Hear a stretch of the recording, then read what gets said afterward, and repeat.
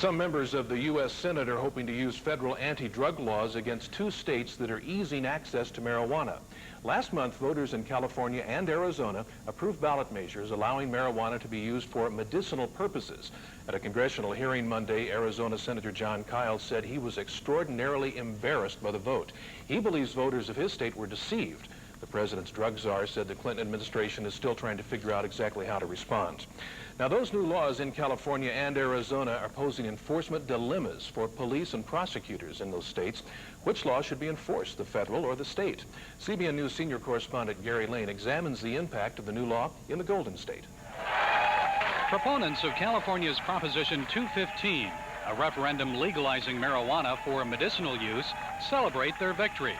While some Californians believe voters acted out of compassion for the sick, the new law is creating confusion and chaos for law enforcement.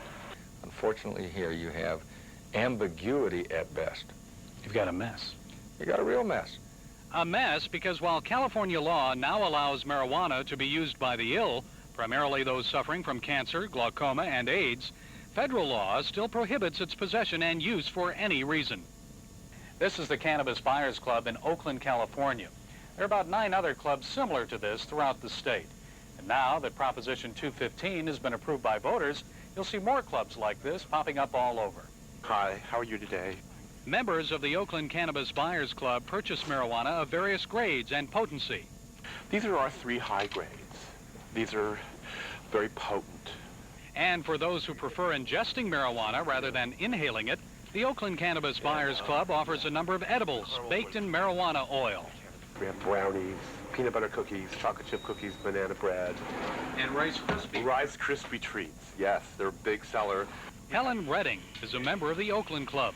She has breast cancer and undergoes chemotherapy treatments every 3 weeks. Helen has been smoking marijuana for 2 years. I found that marijuana did indeed control the nausea, did indeed give me some motivation for eating. Helped a lot with the emotional depression. The Oakland Cannabis Buyers Club requires Helen and other members to provide written verification of their illness from a doctor. Members are then given an ID, which must be presented each time a purchase is made. But the new law is less stringent. Michael Carrington works for the Governor's Office of Criminal Justice Planning. You don't even have to have a licensed California physician offer a written prescription. It can be done orally, it can be done from anyone claiming to be a doctor anywhere, and it can also be for any alleged illness that marijuana might help, like a headache or stress or who knows what. And that could potentially cause nightmares for law enforcement. Anyone arrested for possession or even selling marijuana could say he or she was using it for medicinal reasons, and a doctor prescribed it. It would be extremely costly and time-consuming for prosecutors and police to prove otherwise. California Attorney General Dan Lundgren is concerned about how the new law will affect minors. He says Californians are now sending mixed signals at a time when drug use by young people is increasing. At this very time, we're telling kids, hey, not only is marijuana not harmful, as we suggested before, it is actually helpful. It is a medicine. California law enforcement officials are now waiting for the Clinton administration to weigh in on the issue.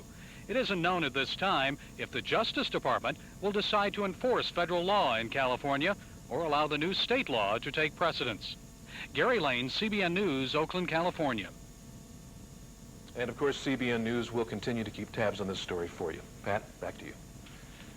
Well, there's a rule of constitutional law that normally says when Congress has spoken, it overrides any state laws, state referendums or otherwise. So if the Justice Department wants to enforce federal law in California, it has a constitutional right to do so according to current law, because this would obviously be under the Commerce Clause. They would say this marijuana could get out into the commerce to other states, and therefore Congress has a perfect right to regulate it.